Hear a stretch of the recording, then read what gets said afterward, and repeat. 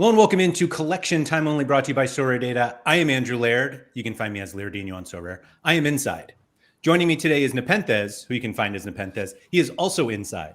We also have Gator Guy 231, Keith Jameson, who is not inside today. How about that? Not I. And I'm in short sleeves. Oh, and it might rain. Right.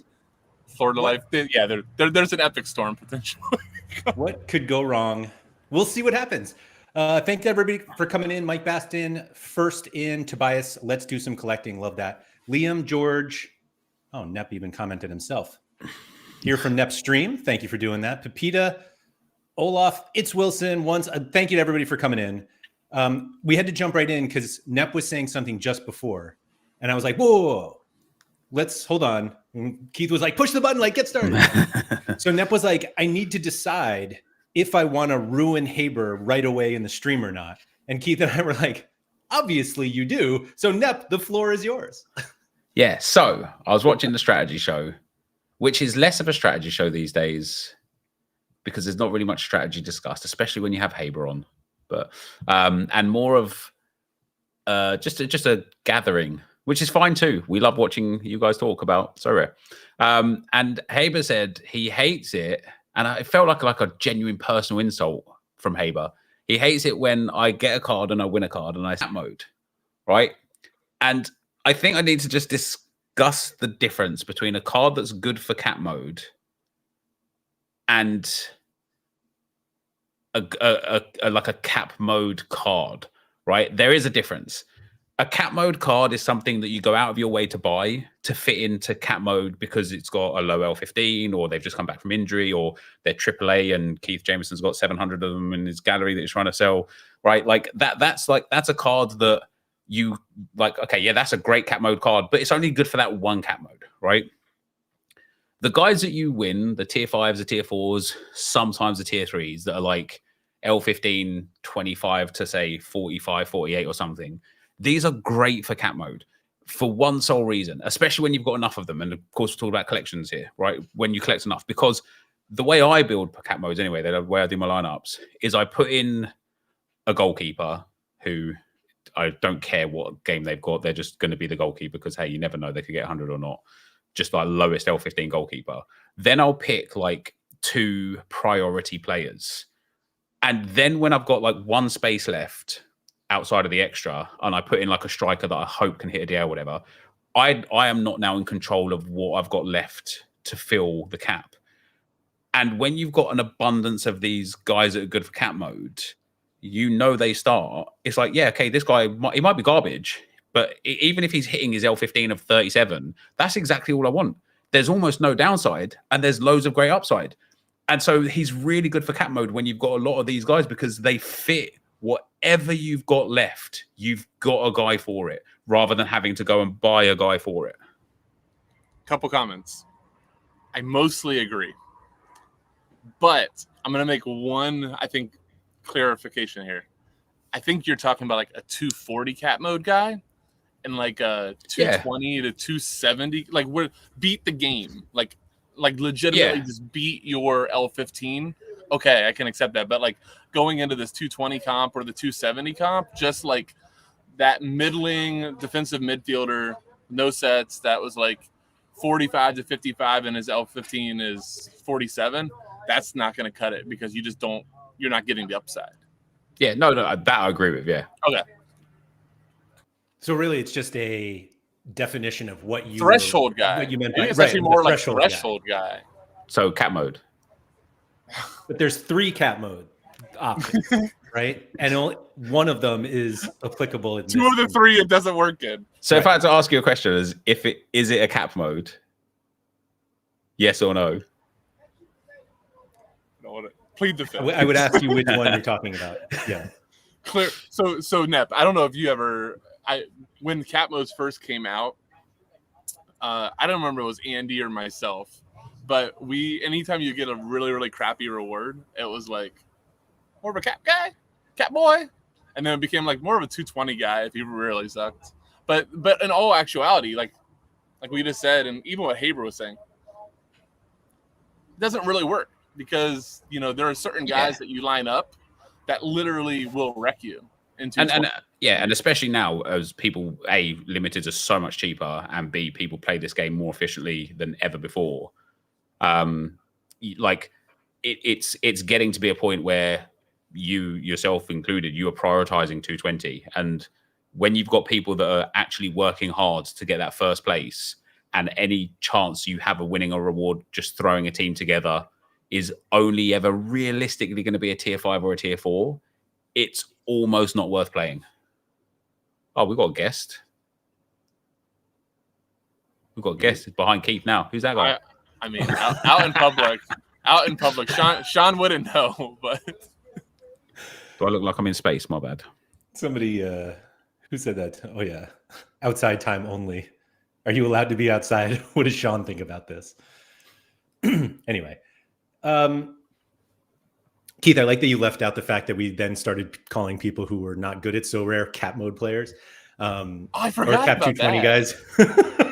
But anyway, so I get the always having a guy that just fits, but I think that either overstates their value or understates the value of others who fit better. Yeah, but then it comes to time, doesn't it? Like at the moment, because of how much like effort and energy that I put into FC24, I don't have the time to even like get on Sorare data, click on find the AAA guys, and then try and figure out what kind of team they would go in around there. I just don't have the time. So I'm like, these guys that I get, they're like perfect for me. Because I'm like, right, I've got like 42 left. Let me just go on Sorare data, filter it to 100% guaranteed to start, double check that with other like sites that give like the opinions. Okay, he's guaranteed to start. He goes in. It's safe, right? It's just safe. And it might not be optimal, but I've won more than Haber, so I think my opinion's more valid. I'm 100% in agreement that, like, as I'm listening more within 240. Yeah, Like, which is fair. Game, yeah. Target score, like also to a degree, 270, and here's why. 270, you can not even probably, you can have a DNP and still come first if you just get that captain right. Right? If you've got like 3 big hitters and one of them's your captain, so one of the guys that won Cap 270 Super Rare had one of his game weeks with a DNP. One of his qualified game weeks had a DNP in it. I once picked all the right numbers for the lottery, but I just didn't play it. Yeah, but that like this guy had a DNP and still, do you know what I mean? And still won, right? I think that's the difference one. between something has happened and something could happen, and just like it's happened. So now I don't think it's ever going to happen again. But if you're getting a guy that just gets 45 or 42, and you've got a captain that hits like 90 or so points, and then a couple of other bangers, that 45 actually goes a long way, because once you start pushing up towards the upper 300s, you're starting to get towards that tier 3, tier 2 in Cap 270. And if your captain's already covered off like 160 of those points, those 40s and 50s start making a big difference, at least in my experience with 270. I think you're mostly right. I think the DMP might have been a little bit too far, but like you can still do well. Like to your point, reserve that dude when you're looking through your lineups. Be like, yeah, he's good enough to be like in All-Star Rare or wherever, but he's actually going to be more important to be my Cap 270 captain, because like to your point, you get 100 out of that and you get 150, and then like, let's say he's in your collection and now you're on like 160. There you go. It's gold. Like I had the one time, what was it? I had a Teddy Tumas Super Rare and Cap 270, nailed 100. It's like the one of captain. I think it was like 197 points. I think the rest of my team was garbage, and I still got a reward. So I think we talked about this a few weeks ago, Keith, with Neymar when he was the 0, and a lot of people were playing him in 240, and it was like, oh wait, he was like almost guaranteed for 100, and it's like if you just play him in 270, you get the 50% bonus. Like that, I find that completely unnecessary and stupid, but those are the rules. It is the thing with the camos though. I've got a 270. No, I've actually got a 220 lineup, Super Rare 220 for this month long. And I don't want to play it because because of Ramsdale, it's so far under the cap that I feel like I'm missing out.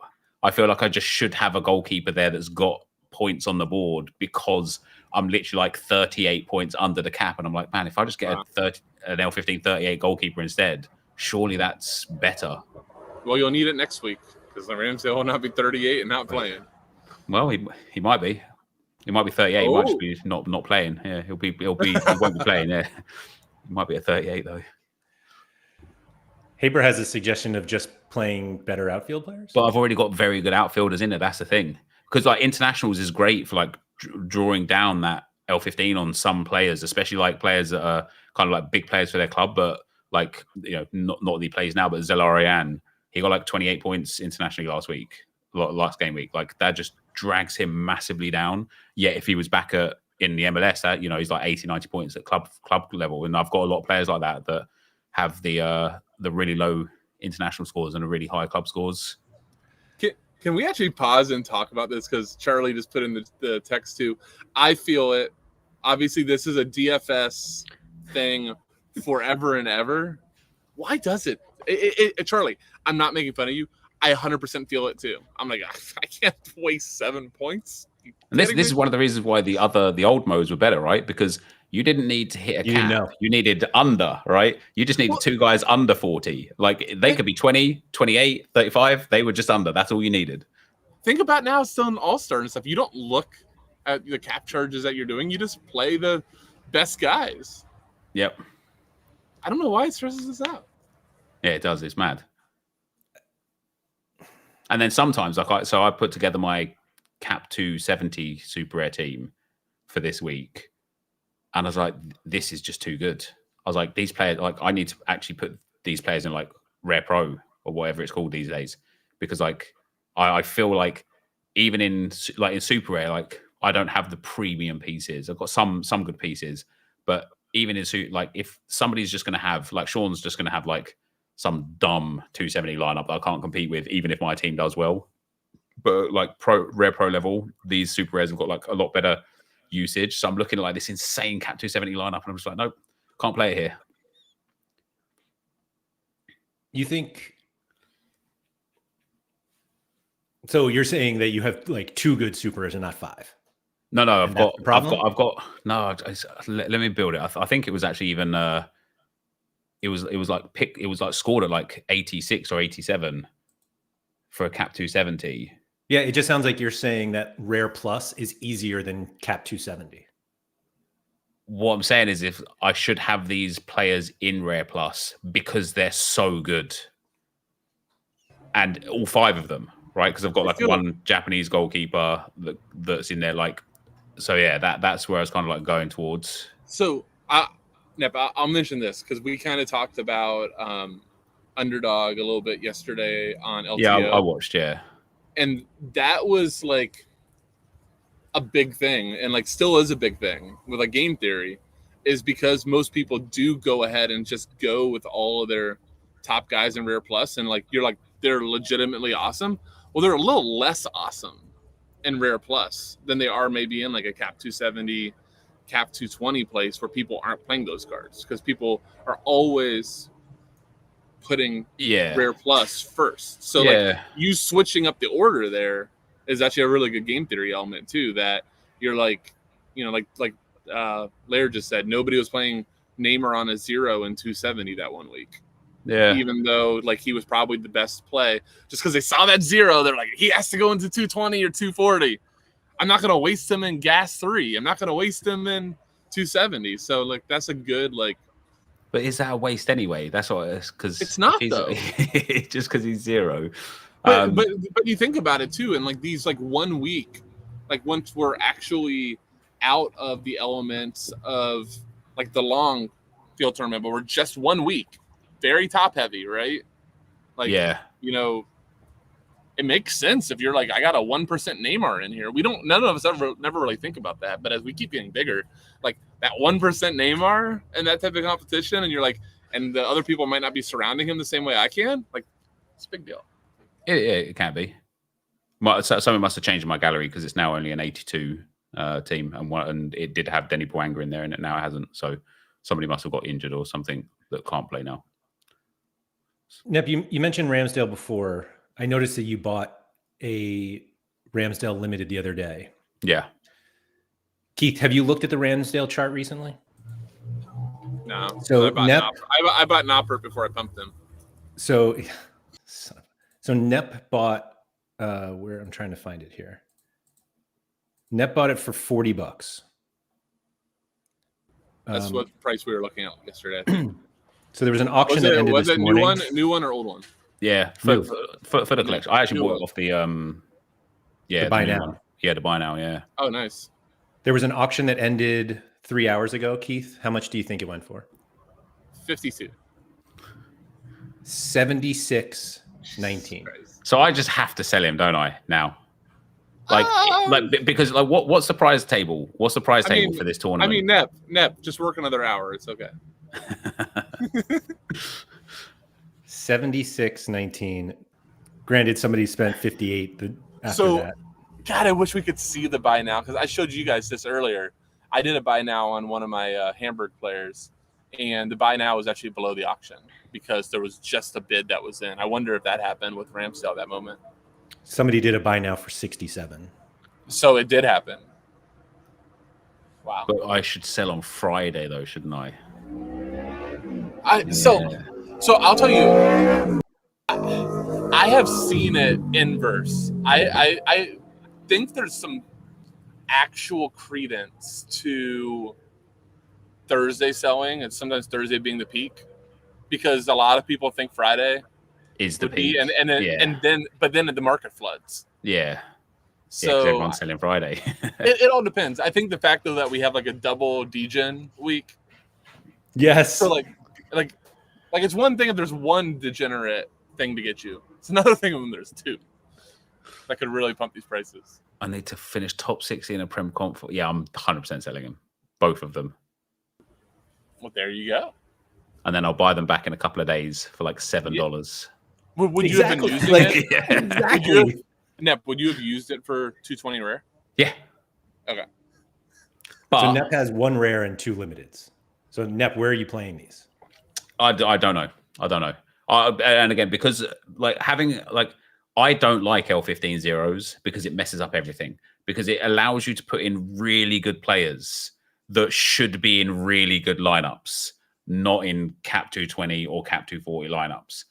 And so, like I say, like when I'm able to now like put Denny Bouanga and Hector Herrera, who both have L15s of like 70 something, into cap 220, it's a bit of a problem.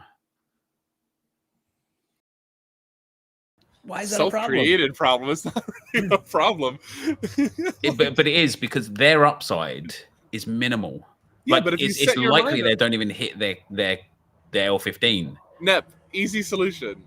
Well, first, if we want to, we can get into that conversation that you said we didn't have yesterday on that. But, here's an easy way to not play them there. Go set the bigger priority lineups, use them there, and then you won't even see that they fit in your 220. Yeah, well, that's what I started doing when I started rebuilding my lineups. I was like, let me just put Ramsdale in like Champion Europe Rare Pro and not even have to worry about him for cat modes. But now even for the rare, I'm thinking to myself, like, maybe I should just be selling that. What did I pay for the rare? Rares are not selling. Like, nobody's buying them. It just sold for 316. The floor's 572. Right. I paid 741. I've won some stuff with him. So if I listed him for like even 500 and somebody did like panic buy him, I'd be able to buy him back for like $200 like the day after and just get like that big swing. I agree. I think he's definitely, if you're not using him for 220 or like, I think really he's a 220 play this week more than anything. Yeah. If you're not really using him there, you probably should sell him and just buy him back. Yeah. I'd contemplated using his rare in 220 rare and using like a superb limited. But I have, because of collections mostly, I have way too many rares. I almost never put a limited in 220 rare in any week. I think that's wrong. Yeah. That's why I never win anything from it. I shared this yesterday, but my favorite in 220 is set like the 4 guys that you really like there that were left over, and then you just go see, I have 47 left, then you just go to pick scores, see who the top 47 is, and just go buy them in limited. Yeah, but that requires having like a balance. It's like 2 minutes of work. No, but like it just requires having a balance in your Sorare wallet. No, it doesn't. Oh, It yeah. requires a credit card. Right, and that's what I Yeah, asked. I literally asked this question last week. Do you reinvest or do you sell to buy? And on that instance, I will just constantly be reinvesting. And like I typed this out in the Discord we have yesterday, and then I didn't send it in the end because it was really late for me, even though it probably wasn't for you guys, and you probably was around to read it. But I know we are like we meme about this all the time, like you just never withdraw. But what's the goal? Like, what's the end game? What is it? Yachts. When do you start withdrawing? Yeah, but when you can't I feel like at the moment we're a little bit in a race to the bottom with Sorare, and I feel like me reinvesting more now, I'm just never going to recoup that reinvestment. Like I have to kind of like stagnate here, use what I've got to get as much back as possible, and get my gallery valuation somewhere alongside what my investment levels have been, so that if I did want to just be like, hey, Pavel, can you like bend me over? Then I'd be all right for it, right? But like, you know, when I'm looking at auctions right now, like David Raya Super Rare is on auction and it's already at like 1.6 ETH. And I already think that's way too much for him, right? I think that's way too much for him. But I'm probably going to bid on him, but I'm never going to recoup that, right? So like, why would I even get him? What's the point? Like when am I actually going to start seeing genuine returns? What's the reason you're bidding on him, though? What's the actual reason you're bidding on him? Partly because I need a super rare goalkeeper because I'm about to lose Clark and Langerak and Guzman, so I only have Providel left. So I need like a new goalkeeper for like winter months, basically. Super rare. Guzman's back in January. I still need the goalkeeper for like December then. Bye, Keith. And then partly because is it raining? Guzman gets games like now as well, doesn't he? Like they're about to start they have playoff games. But I'm just saying they come back like the second week of January. Like they come back before some of the European leagues. Oh, okay. But I still need for like All-Star Rare Pro 240 and 270. Sorry, All-Star Super Rare 240 and 270. Yeah.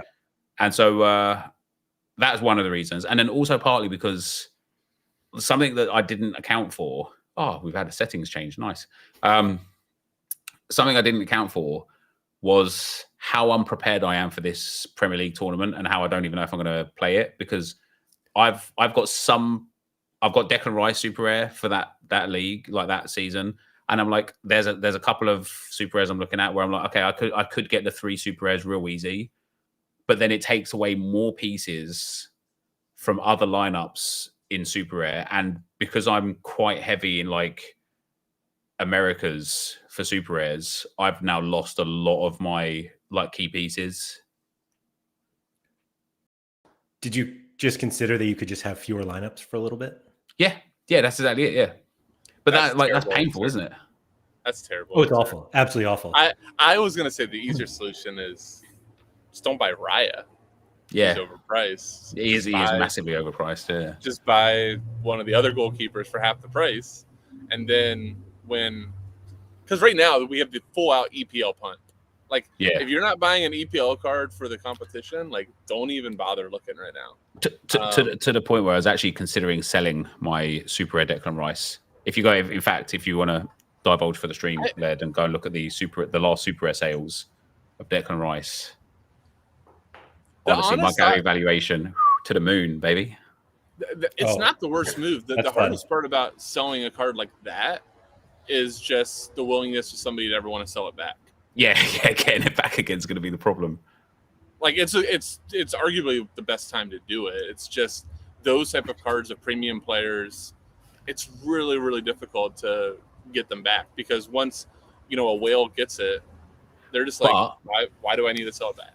There'll be another mint eventually, and that's the thing I was looking at with Raya. I was like, just don't buy this one. Just wait till the next one comes. This person's now got that Raya. They won't be paying this price again for another one.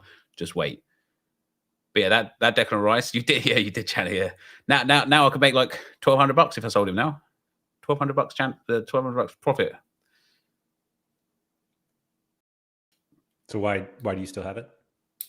I'm just kidding. It's Declan Rice, isn't it? He's only 24. He's got at least like 40 years of utility. Right? And so when are you getting out again, Nip? Oh, What if- as he drops to 40 years of utility. What if the realistic answer is you're never getting out? if We the just do this realistic, forever. I wouldn't be mad at that. I'd be okay with that. Like, I would regret my first 18 months on Sorare and the mistakes I made and the money that I put in during that time period. But everything past that, I think I've been a good Sorare manager. And I think if I just deleted that first 18 months in every capacity, I think I'm in like really good positive equity from what I've bought and what I've won. I think we all just have to look at the beginning time on Sorare as like our education. We pay for that education, and then we end up, the education's usually never worth it. I literally could have paid for my kids to go to private education for the amount I've invested into Sorare. In answer to what have this, you learned? I mean, Nep, in answer like the original question, like when do you get out? Like when you decide you're not. I mean, my honest answer is when I decide I'm not enjoying it anymore. Yeah, that's fair. So like Lauren was explaining, my wife was explaining to her dad about Sorare, and he was asking like how much I'm like making off Sorare, and like obviously it's you can never rely on it because you could go 6 months, you could have the best pieces in the game and go 6 months without winning, right? But over the last like 4 months, I've been winning several thousands of dollars at least each month, which is really good. And like she was explaining like about the bigger galleries like Sean's size gallery, or some of the galleries around like the sort of like 200 ETH gallery, and he was like, well, why don't you just like, what would he get if he was there? And I'm like in theory, you could win. Like if you look at the discrepancy of like the best card at super rare level that you can win versus the best card at rare level, some of those tier 1 super rares worth like $5,000, $6,000, $8,000, whereas the best rare, unless you get Bellingham or Mbappe, like it's just like what these days like $1,500 is like the best that you can win. And so there is definitely like I'm on that kind of like precipice of either actually investing like a good like 50 in super rares and starting to try and dominate the super rare division and actually make some very serious returns with some big cards, or just completely like, this is me, sell everything from this point on and just withdraw at the rewards that I get. I'm not, there's no middle for me at the moment. That doesn't support collections very well. No, it doesn't. Middle. Well, he bought all the collections. Now he's like, I have my collections. Now I'm just going to see what happens. I mean, I'll let you go, Laird. That's all I had. Oh, I thought you had it. See, the one thing I think is, it actually kind of, I think, is wrong way for people to look at it. Like, I get why they do it. This is going to not probably age well. But the whole, like, looking at your gallery value every single day, seeing the small increments, or should I probably more like that more often? But you probably should be looking at, like, if you're looking at it as an investment, you probably should be looking at like the cash flow it's generating. Yeah. And if you didn't actually give a crap what reward you got, and you just saw the reward as a dollar sign, and you just insta sold to a bot at whatever amount, because you could have gotten 0, and instead you got $170, and that card's worth 200, and Basil will only give you 150. But 150 is greater than 0. But if you just showed it as a cash flow mechanism, then you could actually chart out like, all right, I put 80,000 in, but I'm at 0. If it all went to 0, there's 0, but I can generate this much cash flow in 2 years or whatever. Right. So one of the ways, and you guys can feel free to use this for your significant others or family members if you want to, as a way to explain. No, we keep them in the dark. I don't mind. Mine's just like, you're not broke yet, are you? No, yeah, you're all right. Lauren was like asking me a little bit about Sorare and how it works, and she just can't get her head around it. And I was literally like think of it not like, because I was like explaining how, I've invested like £120,000. My gallery's worth £60,000 or so. But from extracurricular Sorare activities, whether it be brand deals with them or like affiliate, I'm kind of like net 0 if I sold my gallery now through my entire Sorare experience. So I was like, we have a property portfolio. I was like, you don't care where the housing market is like, I mean, you do, but you don't whilst you're renting them out, right? Because you're getting that cash flow. So I said to her, look at this as a rental or as like a property that I bought. So I've bought these properties. They generate me X amount of income per month, give or take based on performances. And then hopefully in 5 years that will be on a, we might be on a down now, but it will be on a steady incline, and I'll still be generating rental income from these like properties. And she kind of like clicked with her how this is working then, that in spite of the fact my actual gallery valuation is down 50% on my investment, it can still generate money each month. You can churn, you can still withdraw, which is good. But in terms of the actual cash flow, so I have started listing up a few things that I got for even for like 20 quid and 30 pounds and stuff, just to start putting it in, and it does all add up. But there's a couple of accounts, and I think one of them was mentioned on one of your streams last week, and I looked at the account and I was like impressed with it. But there's a few accounts I've stumbled on over the last few weeks, and they have, like, when you look at their SO5 stats, their gaming yield is significantly higher than their rewards valuation. And I'm like, damn, that's the one, isn't it? Because you are just cash. Like I guess you're just farming like the 240, like 240s, or maybe like hitting top 100 in limited or top 300, because the cash is definitely worth more than the card that you get there as well, unless you get like right to the upper echelons. And I'm like mine's in the reverse. Like my gaming yield is just over half of my rewards yield.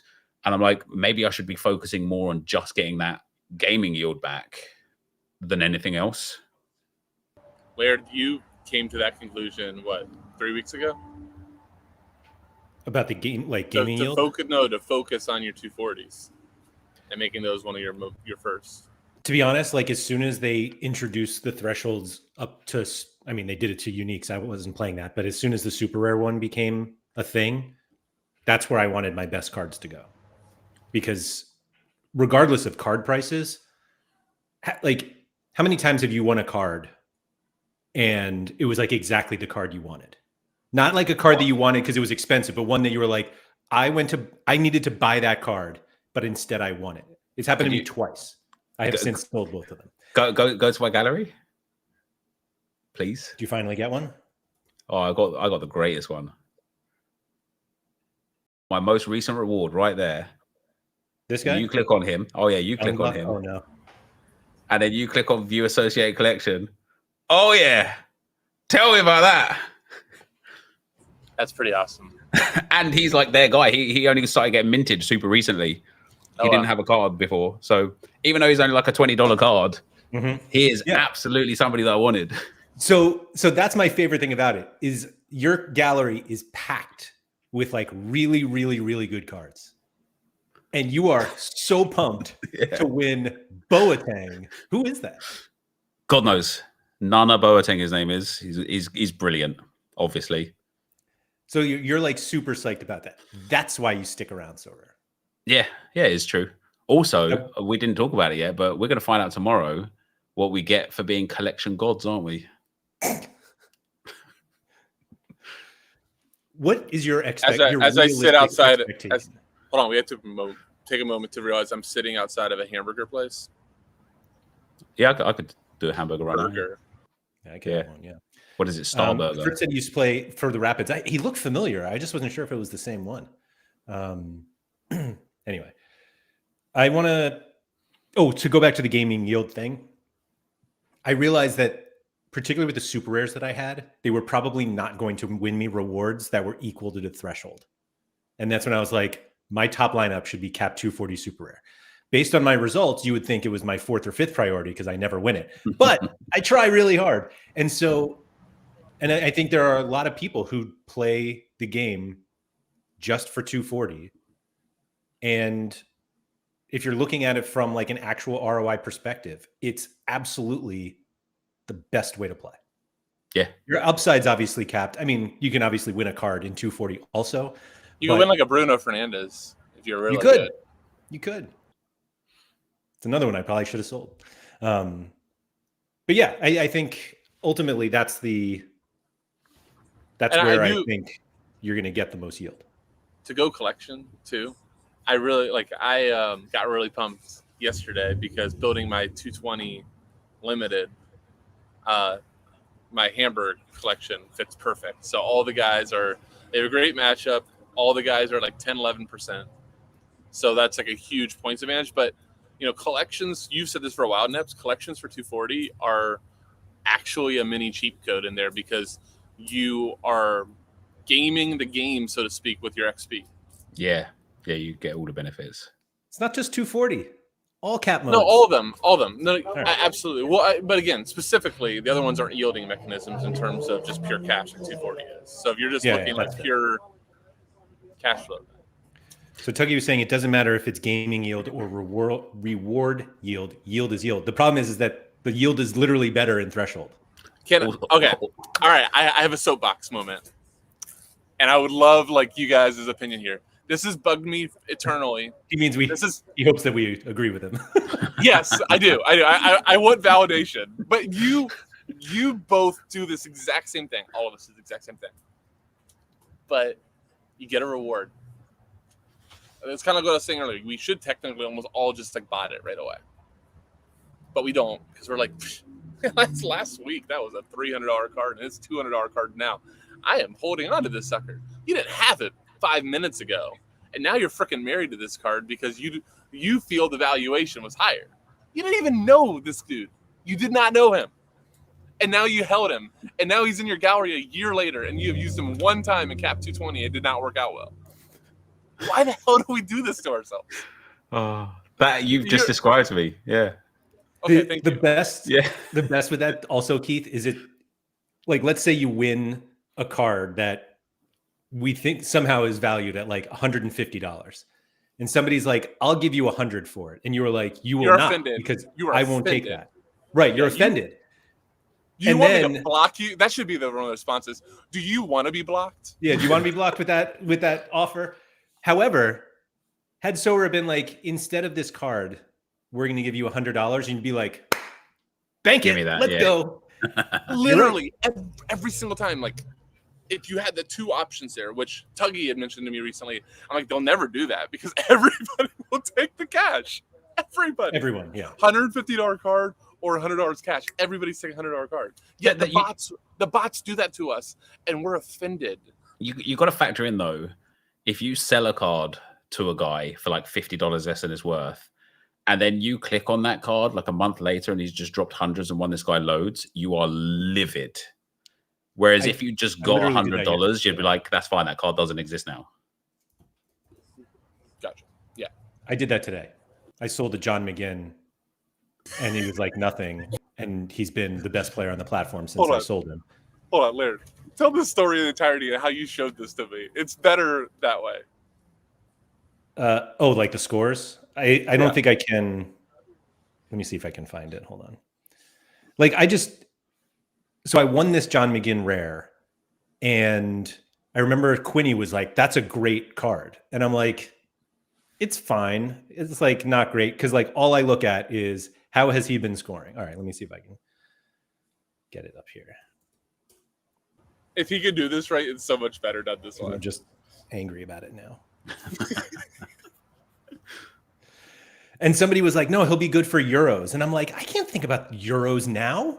It's, I don't remember, September. And I was like, what am I doing? All right, let me see. So I showed this to Keith and I was like, this is John McGinn before I won. And my exact response is, man, I thought he was a lot better than that. Yeah. Yeah. So this is John McGinn recently, since I sold him. That's 1, 2, 3, 4, 5, 6, 7, 9 decisives, including some over internationals, and 25 AA in every single game. Yeah, I literally sold him. Right? Was that the line? 29, the last score? Yeah, 39. Sold, and I'm like, I'm out. 76, 78, 56, 47, 71, 83. It's just... Not a single DNP or bench in there either.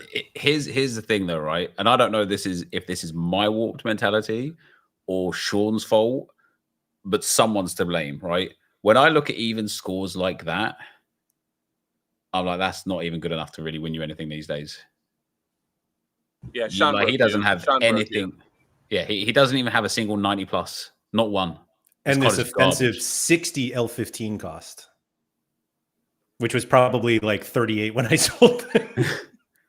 I think you guys looked at a card yesterday on CTO, or it was from the strategy show, and you looked at this card that was absolutely abysmal, right? And he had like, he'd only just been playing like the last 20 game weeks, and he had like 2 60s and nothing else, and he was like, he's not bad. And I was looking at this card thinking, he is awful. I think of who we would have. I can't remember who it was now. That sounds. It was on LTO. It was an LTO. Yeah, it must have been someone who has like a good pick score this week. Yeah. And, yeah, it was actually, yeah. And yeah, but like, so Hay was right to a degree. There's some players I've escaped from, but I bought Alvarado, and man, that kid just decided he hates me. And you didn't buy just an Alvarado. No, I mean his friends too. Yeah, but on the flip side, the Liga de Quito goalkeeper is now I think he's the number 1 goalkeeper on the platform. So it swings and roundabouts, doesn't it? Sure. Well, sure. The problem is the coach hates you too. Yeah. Oh no. It's like Channy always stands by the eye test. Channy's always like, before you buy like a big purchase, just watch them. And I'm like, look at his scores. You don't need to watch this guy to know he's like insane, right? Yeah. After I bought the collection, I started watching them. He's actually awful. Like I don't know how he got those scores before, because he is genuinely awful. That who does that? Haber had him. Was it Marlon?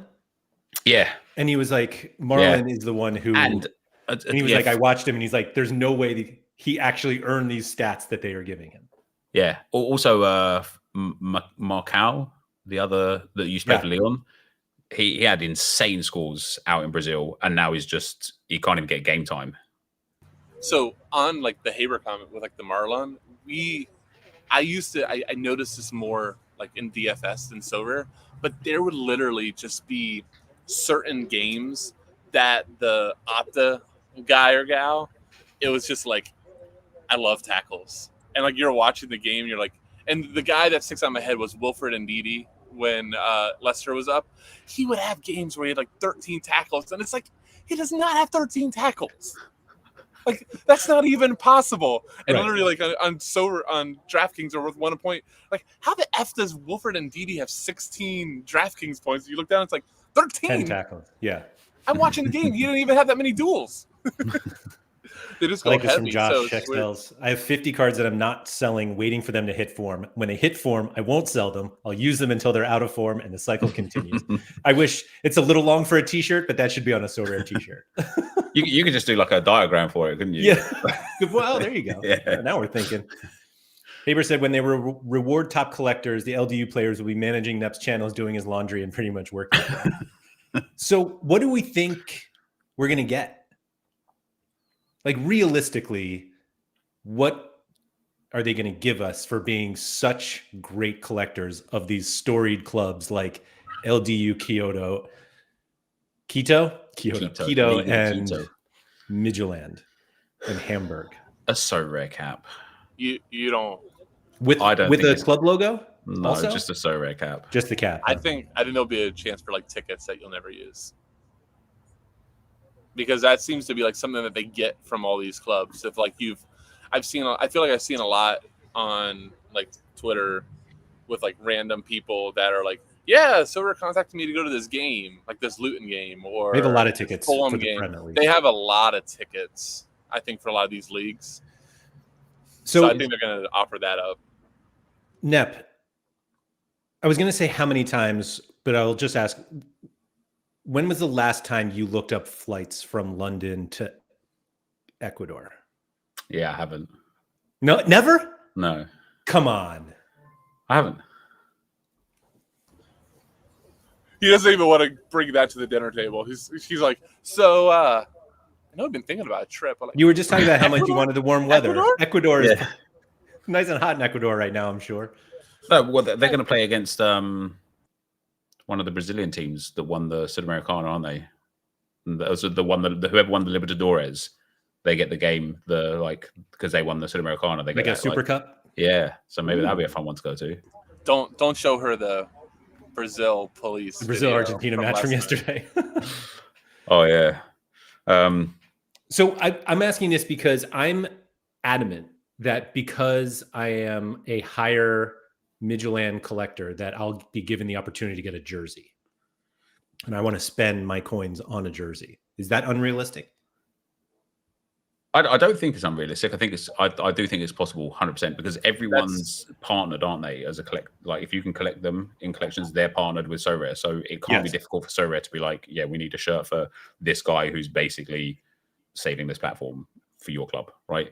The thing that I'm worried about from a selfish perspective is if they don't reward last season's collectors, because my Arsenal super rare and rare last season's. So if the new guys only get the benefits, I'm going to be very upset. But if it is last season as well, I'm going to get 2 shirts.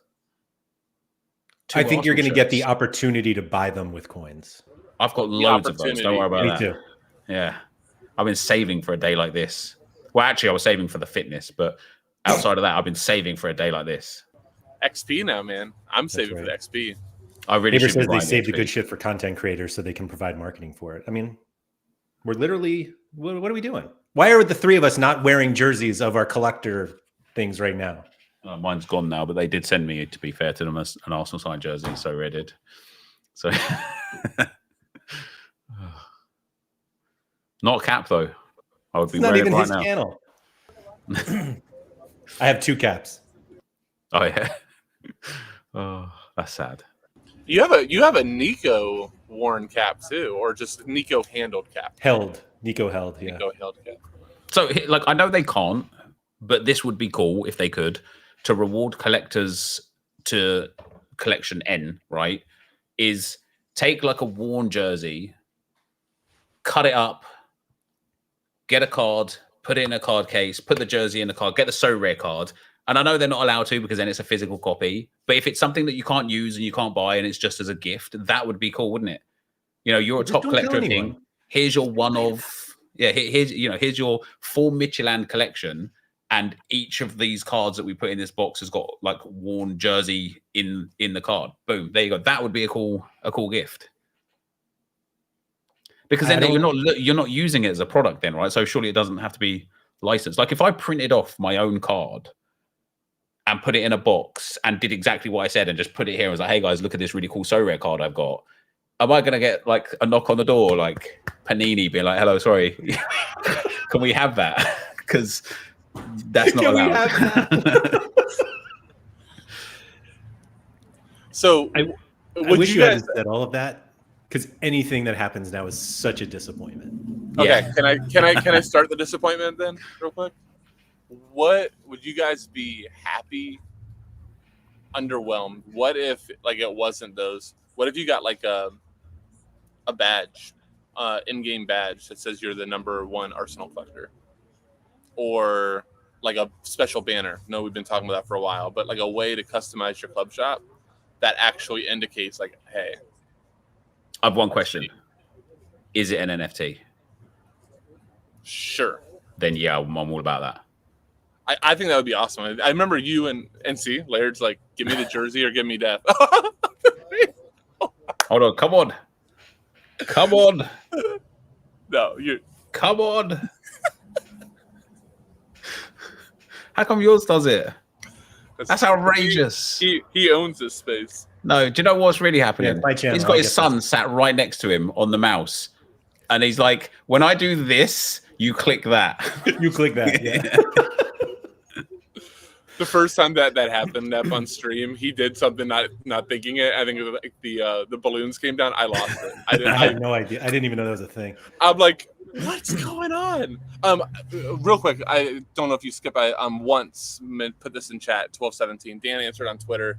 If there are old season kits, they're bound for that. I'm guessing that season's collection. So that's cool. Dan answered that. If they're old season kits, they're bound for that collection. Oh, okay. He also Nice. So, said, I mean, I guess it is kits. I guess it's not an NFT. But yeah, he also said they have one and up to 5 per club. And it was like, 1? You do like a licensing deal with your club and you get 1 jersey? They're expensive. Is that signed though? Is that one signed? Oh, it's just a jersey. Wow. I saw John jump in the chat. You know, John took all this. Yeah, speaking of getting free shit from Sorare all the time. Hello, John. Sorry. I don't want a badge.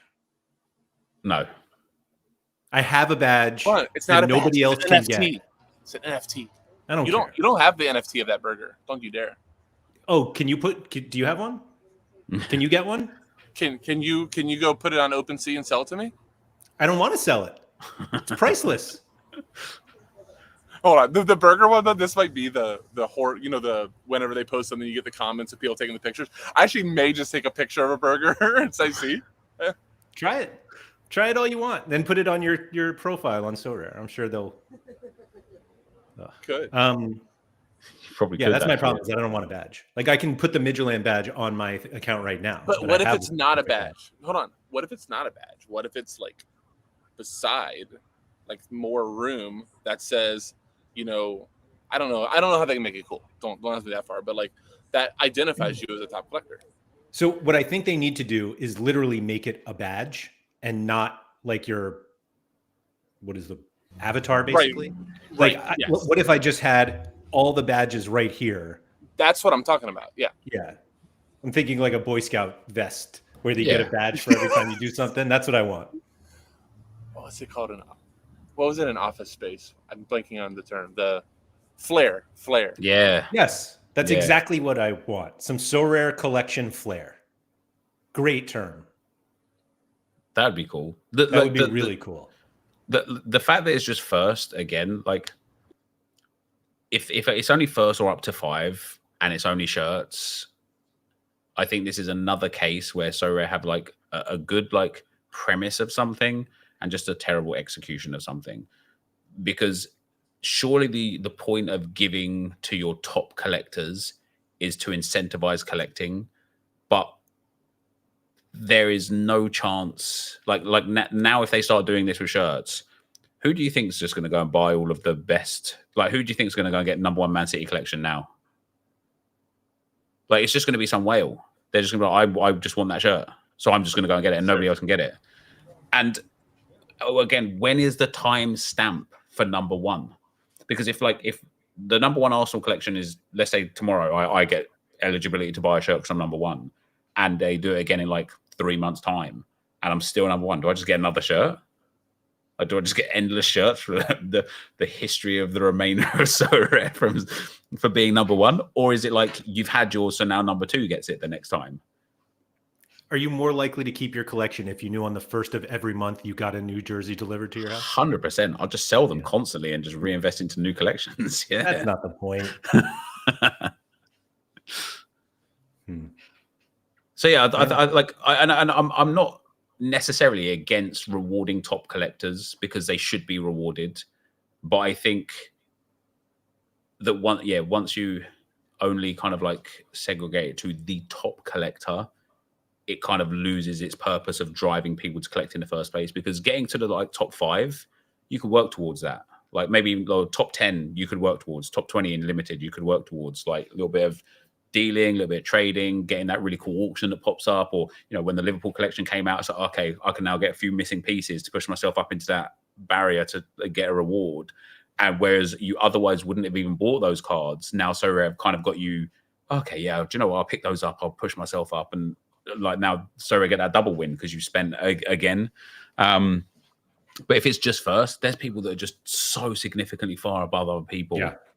Like in terms of points that you couldn't physically get first unless you bought their collection from them. It's funny you say that because I told you guys, like, I can't become #1 in this Midgeland collection. And I was like, well, do I even keep going? Do I just sell it all now? The answer is no, because I'm financially dead from it. Anyway, Charlie said, I feel like they've overpromised when collections first came out without knowing what they were actually going to reward. See, I feel like they didn't overpromise because I feel like we haven't been promised anything other than like, hey, wasn't the promise XP? Yeah. Like when collections came out, the promise was you get this and your player can get more points. Yeah, I guess. How do you also define the biggest collector? Just the person that spent the most money? Yeah, or the person with the most points, or the person with the most cards. Is Pavel going to be sitting there drowning in jerseys? Drowning in jerseys, yeah. Hold on. Powellshop.com. Yeah, he just becomes now. It becomes a jersey supplier. Just has an online store of like 17,000 jerseys that he's got to sell off. That'd be brilliant. Do you think he would do bulk trades too for that? Yeah. Like, let me give you my 3 K-League jerseys for 1 Bundesliga one. Yeah, but it's got a tear in it, the Bundesliga one.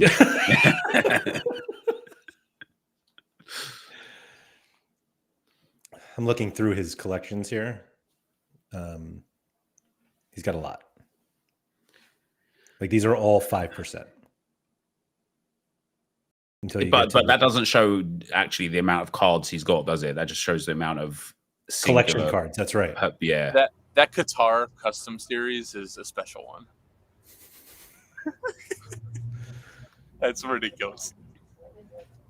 Oh, he's missing one. Yusuf Hassan. Also, he's only got the silver versions. Ugh. Should we go buy up all the Yusuf Hassan and really just hold them out?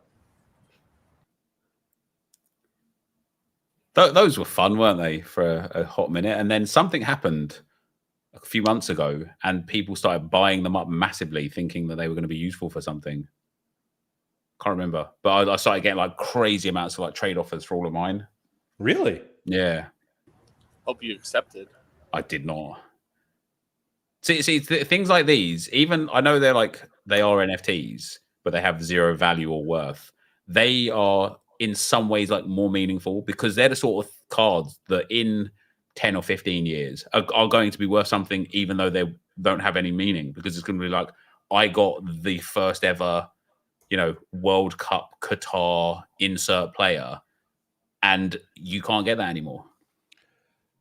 I was the first person on the platform to build a full USA collection.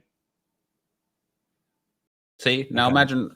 Where's your badge? See, where's if you my got jersey? a badge for that. No. But wouldn't a badge that said you were the first person to do that? That would be actually really cool. Or not. I don't want to use badge. I don't know if we said on Flare. Somebody said bling. Somebody said pin. Any of that. I like the idea of a pin. I like that. Yeah. I think those ones were awarded. The mints were like all over the place, weren't they, as well? Yes. But seriously, like looking at the screen, there's so much space. Yeah. There's so much space. And like if you could actually like drag it and you decide where it would go. Yeah, like you could put it like around the burger, maybe. I think we got so here's the play, right? You have like a game page for collections, and when you get either number 1 in a collection or just like 5% collection, you get the pin for it and you put it in the game page. And then when you collect a certain amount of collections, you get another XP point. Exponential collection XP growth. Charlie said if they sent you a satchel with pin badges on all of your collections, would you wear it? Absolutely. Only in public, though. Yeah. On every damn Sorare stream. Would you pay for a badge or a pin because of your collection? Like, only people who had a certain collection score were eligible to pay for a pin or badge. Would you do it? Like cash or coins? Cash. No. No, not when you've spent all of what you did and you bought all these like AKA worthless or useless cards. So it's like, hey, thanks for giving us all that money for those pieces of crap. Now buy this. $9.99. Yeah. What does it do? I thought maybe I solved the microtransaction problem, but apparently I didn't. No, I think you would actually get a blowback from that. There are very, very, very easy microtransaction things that they can put into place now that don't have any real impact because it's kind of briefly touched in there with the 90-day thing. Just make it like 10 cents to remove the 90-day need. 10 cents. That's it. People will go crazy for that, but because then also they could like buy and sell and be like, don't worry, I'll just sell it now because it's inflated in price. I'll buy back and then I'll pay the 10 cents to get all the things removed off of him and I've got my XP back again. Last question there. Would you buy the ability for a board on the site to display the pins, but you have to have the board, to get awarded the pins. I would. I would pay to have a board behind me and I could put my pins on it. I don't need it on my profile. We didn't talk about the topic of the show today yet, did we? No, we didn't. And I'm going to continue not talking about it for a second. So they announced that that old collections will be able to get the badges again. And Karupti here says, I can't get my collection badge anymore from last year since they're unlicensed now. I would definitely pay for a badge. So that's the reason why, and I never really put that together, but that's why the badges have to be NFTs. Yeah. Because then you own it. And so they can't just like remove your badge. Yeah. And then you can sell it. That's not the point. That's like cash flow. Yeah. Cash is king. Somebody before said, like, you know, yield is yield, gaming or whatever. No, it's not. If I win $50, I've got $50. If I win a $50 card, I've just got a card that's eventually going to be worth $0. I was going to say, actually, the secret is you don't have a $50 card at all. But, and Nep, that was my soapbox little thing there, because we all do it over and over and over again. And yeah, it's very inefficient. It is, yeah. Inefficient for what? No, like you're sitting on this card that you don't need or you need one time. And again, we all just said, if you offer me a $150 card, $100 in cash, I'm taking the cash. Yet literally, the BasilBot will offer you $100 for that $150 card right away. You're like, no. Do you know what's daunting sometimes now when I go into Sorare and I think about how how many cards get put into this game? Is you click on that play tab and it's got like the weekly tournament, $134,000 in cash. That's cool. 16,000 cards. That's a lot of cards for a half-week tournament. That is a lot of supply in this site, excluding auctions. Like, it's genuinely a surprise that I can't buy uniques for like $10 at the moment. Like, there's a lot of cards. It's a lot. Yes. Yeah. What was the topic today? Where to play your collections and why. Cat modes. Thanks, everyone.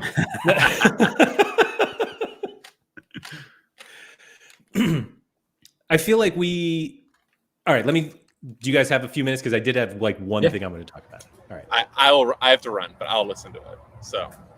Okay, good. Because it was actually meant for you. So I'll let Nepen report you. See you later. No, so do you find yourself that you need to play like your collections together in these cat modes because of like what we were saying, how it's like such a benefit? Yeah, that's kind of what I want to talk about today, because I get asked from time to time, like, where should I play them? Like, what should I do with them? Like, what's best? And it's like, it kind of feels dirty playing them in mixed tournaments, especially because like if the team goes off and you've got like the goalkeeper and the defender in one lineup where the other players don't succeed, and then a midfielder somewhere else and like the other team doesn't, and it's like, man, you really should play them together. But then again, where? Because then it's like, I look at my Champion America Rare, which is for like LDU Keto all the time, and I'm like, these guys are now taking up a slot where I could actually be playing like really good players, but I also can't not play them because they've got monstrous boosts on them. And so, yeah, I don't know is the answer. I don't know. I don't know if it's better to play them in like Cap 240 or to split them up or to keep them together like that. And that's what I kind of wanted the discussion today about, is like trying to find like under what circumstances do you play somebody in All-Star or in Cap mode? Under what circumstances do you play them together, or do you separate them out? Like, and is it based on matchups, form, like tournament? Like what could it be based on? Mike said, hold on, have we started the stream 1 hour and 5 minutes in? Yes, we did. And actually the answer was, we don't know. So I think what you are referring to is new collections though. Because like your Barcelona collection, most guys do not play for Barcelona. That's and right. Therefore, do you play them together because it just feels like do you know what? Sometimes it happens as well. Like in the Spanish, the Spanish Pro mode, where you can have like one common and 4 limiteds.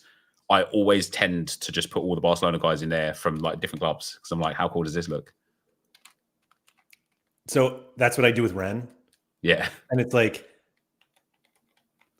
how cool does this look is probably not an optimal Sorare strategy. It's not. But when it works, you're going to be like, Yeah. I knew How cool this did was that gonna look? work. Yeah. Everyone should be doing this. Yeah, Sora Holland said older collections where players are spread out to other clubs, so it's a lot easier to play more of them. So the problem actually with that though is now you have to hope for 5 good matchups instead of 1. And I mean that's the more stacking than collecting. But what I'm having a little bit of pain with at the moment is like I have Marquinhos, Hakimi, and Dembele who all play for PSG, but they're all from different collections from different clubs. And it's like they're playing together, but they don't look like they're playing together. And it's annoying. So I'm kind of like, I want them to be in the same collection. So maybe I should get this year's, not the PSG have one, but in theory, maybe I should get them all from the same collection. But then the reason why I bought them in the first place is because I have like some Barcelona players where Dembele was from and some other PSG players. And so it's like, okay, now I'm like opening up a spider web of like, this is just getting out of control. And so like, for example, because I have got some good PSG players, I've got Joao Cancelo, which is the Bayern version, Ter Stegen, which is like 2 years old, Barcelona version. And I wanted like, I bought Joao Felix, which is the Atletico Madrid version. And I now have Gundogan, that's the Man City version. It's like, for me to get this, I've now got a Barcelona stack, but for me to get any collection bonus on this, I'm going to have to spend a significant amount of money, right? Like, it's like, so I'm sitting there like, yeah, I've got a great collection, but I actually haven't. See, I kind of love that part too. I think I'm just a little too dumb is not the right word, but I'll use it. That I feel like that stuff matters. Like it obviously doesn't matter, but I have a very specific goal of trying to win a reward with 5 players from this Ren collection, of which all 5 of the players I have cannot play for the same team currently. Yeah, that'd be fun. That would be fun. It's really stupid. It's probably suboptimal in any situation that I put it in, except maybe 240. But I'm like, no, I just want to do this. And so it's actually making me a worse Sorare player. but I want to try it. Yeah. And that, like, talking about like, what's the goal? Like, I stand by one of my goals from that I mentioned to you, maybe even a year or so ago now, is like, I want to have a gallery that is exclusively full of rewards and nothing else, and still be competitive in SO5. Like, and it's going to be something that takes, well, probably like my entire time on Sorare to start working towards, especially if I keep selling rewards, right? Like, sure. But also, yeah, like winning a reward with a set of rewards would be great. Winning a reward of the scarcity above with rewards that you won from the scarcity below would be even greater. Yeah. But also winning something with a full collection. Like I want like I thought I would have done it with my Arsenal collection by now, but they have no synergy with how they score points together. But yeah, winning a reward with a collection, like a full collection, that'd be brilliant. Because you see people stacking, but stacking is different to collecting, right? And winning with the collection, that would be beautiful. Because then it's like a team effort, isn't it? Like if you finish first with that Ren 5, but the reason why you finished first was because you have the whole collection and that XP bonus that you got was the reason. It's like the team, they all won you that reward, not just the 5 that you plugged in. Kev Hurt's calling it romanticism. There you go. I'm going to run with that. I'm definitely doing that. It's Wilson said, I want a tier 1 reward with a tier 3 reward. Best feeling. Yeah. It is really nice when you win a reward and you look back and you're like, I won a few of those. Like I didn't go out and buy those. And yeah. It's nice. Unless it's Wanizek and then he stops playing football. Oh, he's playing. He's just lineup killing. Yeah. All right. We're going to stop there. Thank you to everybody for joining. Thanks for Keith for joining, from outside and then having to go. But if you guys could please subscribe, all that good stuff. Shout out to Quinny, I think who was here earlier. But yeah, this is the last Sorare Data stream of the week. So don't look for anything more. This was it. Damn. Yeah, sorry. We'll Yeah, be back you know Monday. I'll be back Monday. So yeah, thank you to everybody, and good luck with your collections.